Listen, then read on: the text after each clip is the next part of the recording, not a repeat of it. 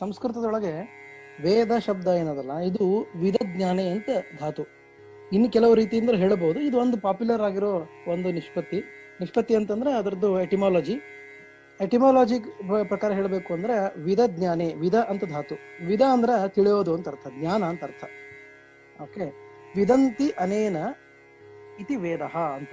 ಯಾವುದರಿಂದ ನಮಗೆ ಧರ್ಮಾರ್ಥ ಕಾಮಗಳು ಮೋಕ್ಷವು ತಿಳಿತದೋ, ಯಾವುದರಿಂದ ಧರ್ಮ ಮತ್ತು ಸಮಾಜದ ಬಗ್ಗೆ ಒಂದು ತಿಳುವಳಿಕೆ ಬರ್ತದೋ, ಯಾವುದು ಜೀವನ ನಡೆಸಲಿಕ್ಕೆ ಅತ್ಯುಪಯುಕ್ತವಾಗಿ ಜ್ಞಾನವನ್ನು ಕೊಡ್ತದೋ ಅದಕ್ಕೆ ವೇದ ಅಂತ ಕರೀಬೇಕು. ಇನ್ ಜನರಲ್ ವೇದ ಅಂದ್ರೆ ಅರ್ಥ ಏನು? ವೇದ ಅಂದ್ರೆ ಜ್ಞಾನ ರಾಶಿಗೆ ವೇದ ಅಂತ ಕರೀತಾರೆ. ಮತ್ತೆ ಅವ್ರು ಯಾವಾಗ್ಲೇ ಹೇಳ್ದಂಗ ವೇದಗಳು ಅಪೌರುಷೇಯ ಅಂತ. ಅಪೌರುಷೇಯ ಅಂತಂದ್ರೆ ಇದನ್ನ ಯಾರು ಬರೆದ್ರು ಹಂಗಾರ ಅಂತ ಕೇಳಿದ್ರೆ ಅದು ಯಾರು ಬರ್ದಿಲ್ಲ ಅಂತಾನೆ ನಾವ್ ಹೇಳೋದು. ಯಾರು ಬರೀದೇ ಇರುವ ಅಪೌರುಷೇಯವಾದ, ಹೆಂಗ ಆಕಾಶ ಇತ್ಯಾದಿಗಳು ಹೆಂಗೆ ಅಪೌರುಷೇಯವಾಗಿ ಉಂಟು, ಹಾಗೆ ವೇದಗಳು ಕೂಡ ಅಪೌರುಷೇಯವಾಗಿ. ಯಾರಿಗಾದ್ರೂ ಸಂದೇಹ ಬಂದಾಗ ಆಮೇಲೆ ಮತ್ತೆ ಕ್ಲಿಯರ್ ಮಾಡೋಣ ಅಂತ. ಈಗ ಮೊದಲು ಹೇಳ್ತೀನಿ, ಅದನ್ನ ಮತ್ತೆ ಕ್ವಶನ್ಸ್ ಕ್ಲಿಯರ್. ವೇದ ಅಂತಂದ್ರೆ ಅಪೌರುಷೇಯವಾದ ಗ್ರಂಥಗಳು ಅಂತ ಹೇಳ್ತಾರೆ.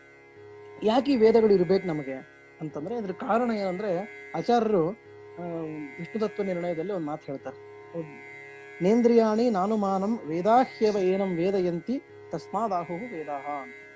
ಅಂದ್ರೆ ಜಗತ್ನೊಳಗೆ ಈಗ ಪ್ರತ್ಯಕ್ಷವಾಗಿ ದೇವರನ್ನ ಧರ್ಮವನ್ನ ತೋರಿಸ್ರಿ ಅಂತಂದ್ರೆ ತೋರಿಸ್ಲಿಕ್ಕೆ ಆಗೋದಿಲ್ಲ.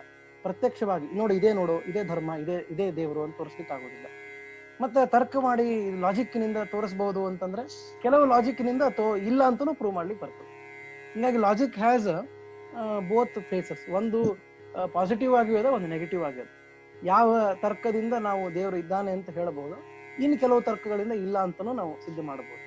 ದೇವರು ಮತ್ತು ಧರ್ಮ ಈ ಎರಡು ವಿಷಯಗಳನ್ನ ನಾವು ಸಿದ್ಧ ಮಾಡ್ಲಿಕ್ಕೆ ಬರುವುದಿಲ್ಲ ತರ್ಕದಿಂದ. ಹಾಗಾಗಿ ಏನಂ ಅಂದ್ರೆ ಪರಮಾತ್ಮನನ್ನ ಯಾವುದು ತಿಳಿಸಿ ಕೊಡ್ತದೋ ಅದಕ್ಕೆ ವೇದ ಅಂತ ಕರೀಬೇಕು. ಪ್ರತ್ಯಕ್ಷ ಅಲ್ಲ, ತರ್ಕನೂ ಅಲ್ಲ. ಉಳಿದಿದ್ ಯಾವುದು ಅಂತಂದ್ರೆ ಆಗಮ. ಆ ಆಗಮಕ್ಕೇನೆ ವೇದ ಅಂತ ಹೆಸರು. ಮತ್ತೆ ಇದನ್ನ ಅಪೌರುಷೇಯ ಅಂತ ಏನ್ ಹೇಳಿದ್ರಲ್ಲ, ಅಪೌರುಷೇಯ ಅಂದ್ರೆ ಏನು? ಯಾರೂ ಬರೆದಿಲ್ಲ, ಯಾರೂ ಮಾಡಿಲ್ಲ ಅಂತ. ಹಂಗ್ಯಾಕೆ ಹೇಳ್ಬೇಕು ಅದನ್ನ? ಈಗ ಈ ವೇದಾಂತಿಗಳ ಅಂದ್ರೆ ವೇದವನ್ನು ಒಪ್ಪುವವರೊಳಗೇನೆ ಅವರಿದ್ದಾರೆ, ಅವ್ರಿಗೆ ನೈಯಾಯಿಕರು ಅಂತ. ಅವ್ರು ಏನ್ ಹೇಳ್ತಾರಂದ್ರ, ವೇದಗಳನ್ನ ಯಾರು ಬರ್ದಿಲ್ಲ ಅಂತ ಅನ್ನೋಕ್ಕಿಂತ ಈಶ್ವರನೇ, ಪರಮಾತ್ಮನೇ ಬರ್ದಿದ್ದಾನೆ ಅಂತ ಯಾಕೆ ಅನ್ಬಾರ್ದು ಅಂತ ಹೇಳ್ತಾರೆ. ಈಗ ಮಜಾ ಏನಾಗ್ತದಂದ್ರ, ಈಶ್ವರನನ್ನ ತಿಳ್ಕೊಳ್ಳಿಕ್ಕೆ ವೇದ ಬೇಕು, ವೇದ ಯಾರಿಂದ ಬಂತು ಅಂತ ತಿಳ್ಕೊಳ್ಳಿಕ್ಕೆ ಈಶ್ವರ ಬೇಕು. ಇದು ಪ್ರಾಬ್ಲಮ್ ಆಗ್ಬಿಡ್ತದ.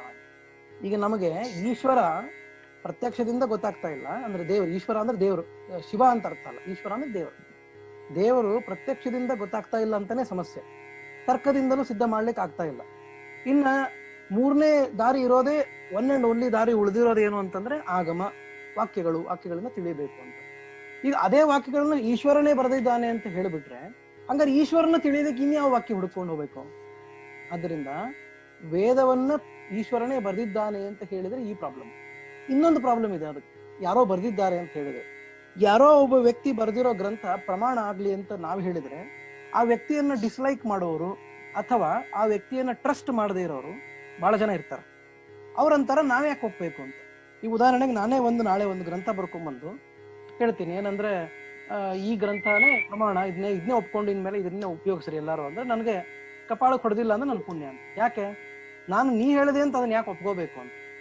ಯಾಕಂದ್ರೆ ನನ್ನನ್ನ ನಂಬಲಿಕ್ಕೆ ನಾ ಮೊದಲು ಸರ್ವಜ್ಞ ಅಂತ ನಂಬಬೇಕು, ನಾ ಸರ್ವಜ್ಞ ಆಗಿ ನಾನೇ ಇದನ್ನ ಬರ್ತಿದ್ದೀನಿ ಅಂತ ನಂಬಬೇಕು, ಆಮೇಲೆ ನನ್ನ ಮೇಲೆ ವಿಶ್ವಾಸ ಬರ್ಬೇಕು.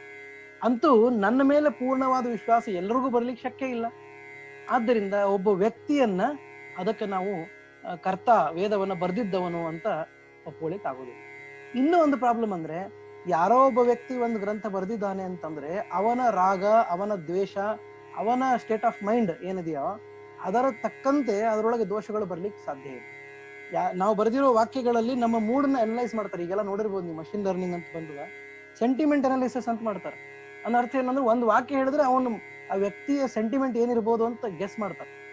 ಸೊ ಈ ತರ ಮನುಷ್ಯನ ಏನು ದೋಷಗಳಿದೆ, ಕಾಮಕ್ರೋಧಾದಿ ದೋಷಗಳು, ಅದೆಲ್ಲವೂ ಕೂಡ ಅದರ ಮೇಲೆ ತನ್ನ ಛಾಯೆಯನ್ನ ಕೊಡ್ಲಿಕ್ಕೆ ಸಾಧ್ಯ, ಅವನು ಬರೆದಿರೋ ಗ್ರಂಥದ ಮೇಲೆ. ಹಿಂಗಾಗಿ ವೇದವನ್ನ ಪರಮ ಪ್ರಮಾಣ ಅಂತ ಹೇಳಲಿಕ್ಕೆ ಅಂದ್ರೆ ಎಲ್ಲಕ್ಕಿಂತ ಶ್ರೇಷ್ಠ ಅಂತ ಹೇಳ್ಬೇಕು ಅಂದ್ರೆ, ಯಾರಾದ್ರೂ ಒಬ್ರು ಬರ್ದಿದ್ದಾರೆ ಅಂದ್ರೆ ಅವನ ದೋಷಗಳು ಬರ್ಲಿಕ್ಕೆ ಸಾಧ್ಯ ಅಂತ ನಾವು ಆಕ್ಷೇಪ ಮಾಡ್ಬೋದು. ಸೊ ಈ ಮೂರು ಕಾರಣ ಇರೋದ್ರಿಂದ, ಯಾವ ಕಾರಣ? ಮೊದಲನೇದ್ದು ಯಾರೋ ಬರ್ದಿದ್ದ, ಈಶ್ವರನೇ ಬರ್ದಿದ್ದಾನೆ ಅಂತಂದ್ರೆ ಈಶ್ವರನ ಬರೆಯಕ್ಕೆ, ಈಶ್ವರನ ತಿಳಿಲಿಕ್ಕೆ ವೇದ ಬೇಕು, ವೇದವನ್ನು ಬರೀಲಿಕ್ಕೆ ಈಶ್ವರ ಬೇಕು, ಈ ಸಮಸ್ಯೆ. ಇನ್ನ ಯಾರೋ ಒಬ್ಬ ವ್ಯಕ್ತಿ ಬರ್ದಿದ್ದಾನೆ, ನಮ್ಮವರು ಯಾರೋ ಬರ್ದಿದ್ದಾರೆ ಅಂತ ಒಪ್ಕೊಳ್ಳೋಣ ಅಂತಂದ್ರೆ ಅವನು ಸರ್ವಜ್ಞ ಇದ್ದಾನೋ ಇಲ್ಲೋ ಅಂತ ನಮ್ಗೆಲ್ಲ ವಿಶ್ವಾಸ ಇಲ್ಲ. ಮೂರನೇದ್ದು, ಯಾರೋ ಬರ್ದಿರೋ ಗ್ರಂಥಕ್ಕೆ ಅವರ ದೋಷಗಳೇ ಬಂದಿರಲಿಕ್ಕೆ ಸಾಧ್ಯ. ಆದ್ದರಿಂದ ವೇದಗಳನ್ನ ನಾವು ಅಪೌರುಷೇಯ ಅಂತ ಒಪ್ಪಿಡೋದು ಒಳ್ಳೇದು. ಅಂದ್ರೆ ಈ ವೇದಗಳು ಈಗ ಸ್ಪಿರಿಟ್ ತರ ಜಗತ್ತಿನಲ್ಲಿ ಯಾವಾಗಲೂ ಎಲ್ಲಾ ಕಾಲಕ್ಕೂ ಇದ್ದಿದ್ದೇನೆ. ಯಾರ್ಯಾರು ತಮ್ಮ ತಪಸ್ಸಿನಿಂದ ಅದನ್ನ ಸಾಕ್ಷಾತ್ಕಾರ ಮಾಡ್ಕೊಳ್ತಾರೋ ಅವರಿಗೆ ವಾಕ್ಯದ ರೂಪದಲ್ಲಿ ಗೋಚರ ಆಗ್ತದೆ ಅಂತ ಹೇಳ್ತಾರೆ. ಈಗ ವಿಶ್ವಾಮಿತ್ರರು ತಪಸ್ ಮಾಡ್ತಾ ಇದ್ರು, ಅವರಿಗೆ ಗಾಯತ್ರಿ ಮಂತ್ರ ಮೊದಲಿಗೆ ತತ್ಸವಿತ್ರವರೆಣ್ಯಂ ಹಿಡ್ಕೊಂಡು ಇತ್ತೇ ಇತ್ತು. ಅದರ ಜೊತೆಗೆ ಭೂರ್ಭುವಸ್ವಹ ಅಂತ ಸೇರಿಸ್ಬೇಕು ಅಂತ ಅವರಿಗೆ ಒಂದು ಒಂದು ಅಶರೀರವಾಣಿ ಆಗಿರ್ಬೇಕು. ಅದನ್ನೇ ನಾವು ವೇದ ದ್ರಷ್ಟಾರರು ಅಂತ ಕರಿತೀವಿ. ಅವರು ಅದನ್ನ ಇಟ್ಕೊಂಡು ಏನ್ ಮಾಡಿದ್ರು ಅಂದ್ರೆ ವಿಶ್ವಾಮಿತ್ರ ಗಾಯತ್ರಿಯನ್ನ ನಮಗೆಲ್ಲರೂ ಉಪದೇಶ ಮಾಡಿದ್ರು. ಅಂತೂ ಎಲ್ಲರೂ ಕೂಡ ಅವರವರ ತಪಸ್ಸಿನಿಂದ ಆ ವಾಕ್ಯಗಳನ್ನು ಕಂಡುಕೊಂಡ್ರೆ ಹೊರತು ಯಾರೂ ಕೂಡ ಅದನ್ನ ರಚನೆ ಮಾಡಲಿಲ್ಲ, ಯಾರು ರಚನೆ ಮಾಡಿದ್ದಿಲ್ಲ. ಆದ್ದರಿಂದ ಯಾವ ಪುರುಷನ ಪ್ರಯೋಗವೂ ಇಲ್ಲ. ಆದ್ದರಿಂದ ಇದು ಪೌರುಷೇಯ ಅಲ್ಲ, ಅದಕ್ಕೆ ಹೆಸರೇನು ಅಪೌರುಷೇಯ ಅಂತ ಹೇಳ್ತಾರೆ. ಇದು ವೇದ. ವೇದ ಅಂದ್ರೆ ಜ್ಞಾನದ ರಾಶಿ, ಇದನ್ನ ಅಪೌರುಷೇಯ ಅಂತ ನಾವು ಕರಿತೀವಿ. ಇದು ಯಾಕೆ ಬೇಕು ಅಂದ್ರೆ ಪ್ರತ್ಯಕ್ಷ ಅನುಮಾನಗಳು ಅಥವಾ ತರ್ಕಗಳು ಪರಮಾತ್ಮನನ್ನ ಸಿದ್ಧ ಮಾಡೋದಿಲ್ಲ, ಆದ್ದರಿಂದ ಇದು ಬೇಕು ಅಂತ ಹೇಳ್ತಾರೆ.